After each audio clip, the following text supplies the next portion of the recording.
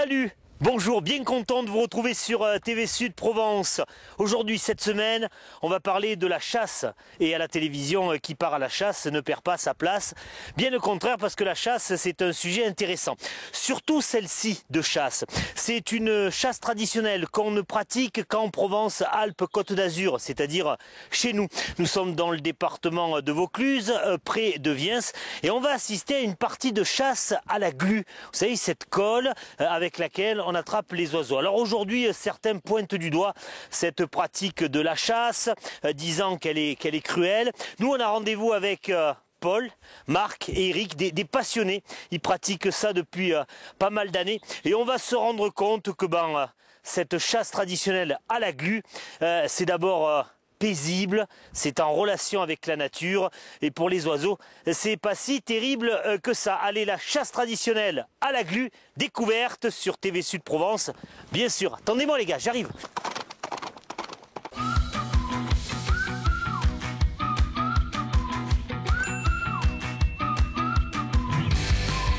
Là, nous sommes en train de réchauffer les verguettes parce qu'elles sont dures, de façon à ce que la glu soit un peu plus molle et colle un peu mieux, quoi, voilà. Les verguettes, ce sont ces bâtons que vous voyez là. Ce sont des bâtons qui sont englués. Bon, on n'englue pas les branches, on englue ces bâtons qui s'appellent les verguettes et que l'on met sur les cimeaux, comme vous allez voir. Alors, on met la verguette sur l'arquet, là, sur le cimeau, et après le cimeau, on va le monter en haut de l'arbre. Vous voyez que ça fait vraiment le téléphérique, quoi.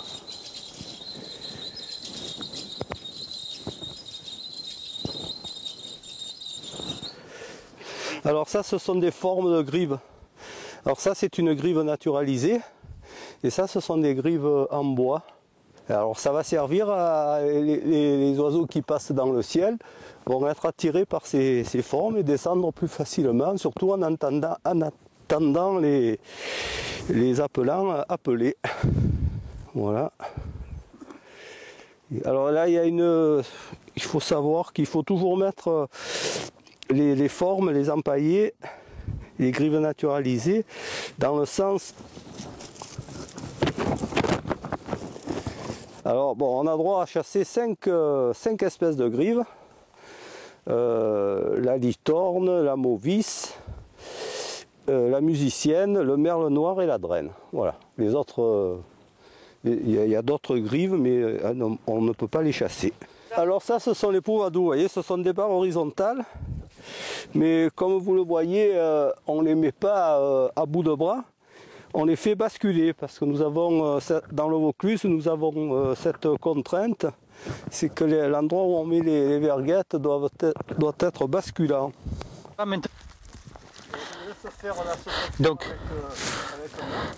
Donc là, on a la grive mauvie.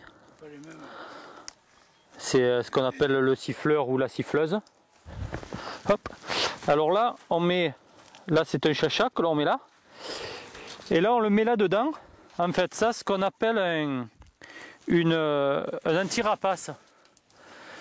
C'est une cage. C'est une cage juste grillagée sommairement. C'est pour éviter que les rapaces viennent attaquer la cage.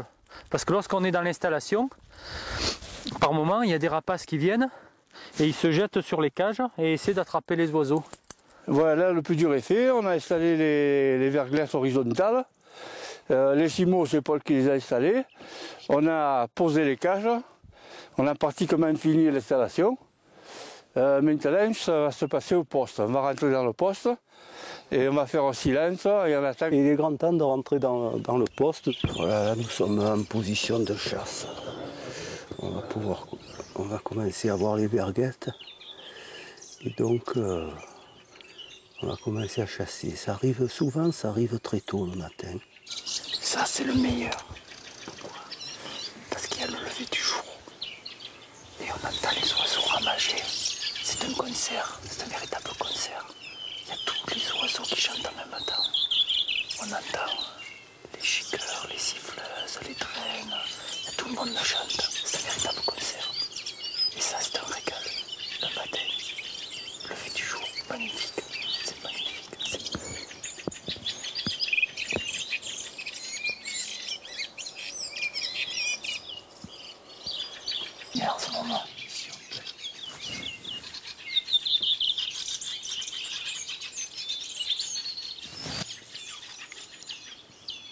Et il se pose qu'il y a un petit oiseau qui s'est collé, donc on va aller voir ce que c'est et on va le décoller.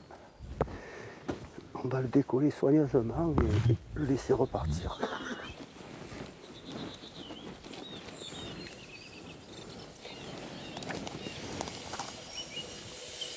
En priorité les pattes.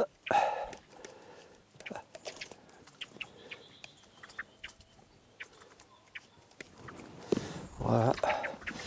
Il faut bien lui nettoyer l'aile pour qu'il puisse s'envoler. Voilà.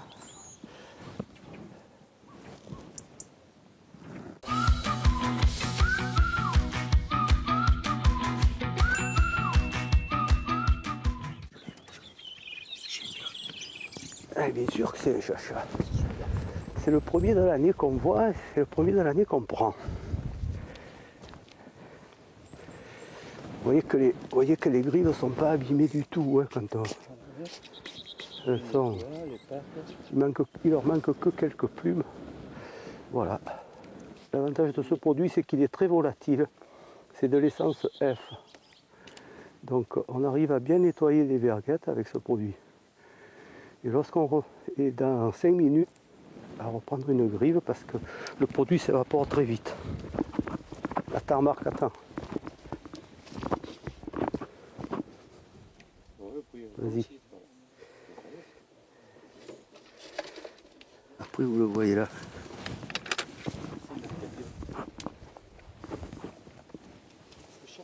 Le principe de cette chasse, c'est de ne pas tuer. On respecte la vie de l'oiseau, on les attrape, on les garde vivants, on en prend le plus grand soin et ils vont nous servir d'appelant lorsqu'ils seront adaptés à leur captivité. Casse-croûte, c'est la chasse, ça fait partie de... Voilà, nous avons un pâté de grives. Parce que lorsque nous avons fini la glu, nous allons au poste pour tirer les grives, pour faire une brochette pour manger avec les amis. Et puis s'il en reste, on fait quelques pots de pâté. Alors comme vous savez, la glu est très réglementée. Et en particulier, nous devons remplir journalement un carnet de prélèvement. Ça, c'est le carnet donc, de l'année 2015. Voilà, à la fin de la matinée, on marque le nombre total. Et à la fin de la saison, quand on a fini, on marque le nombre total de la saison.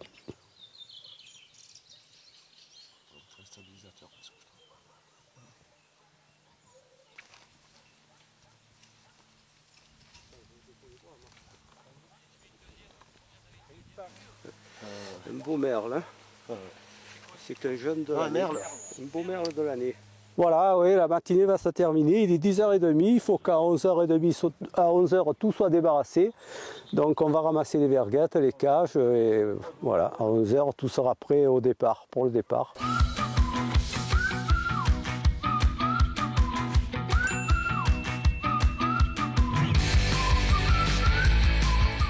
Alors, conclusion de cette matinée. Eh bien, il est 11h, nous avons ramassé toutes les vergettes et nous avons passé une matinée formidable en votre compagnie et en compagnie de mes amis Eric et Marc.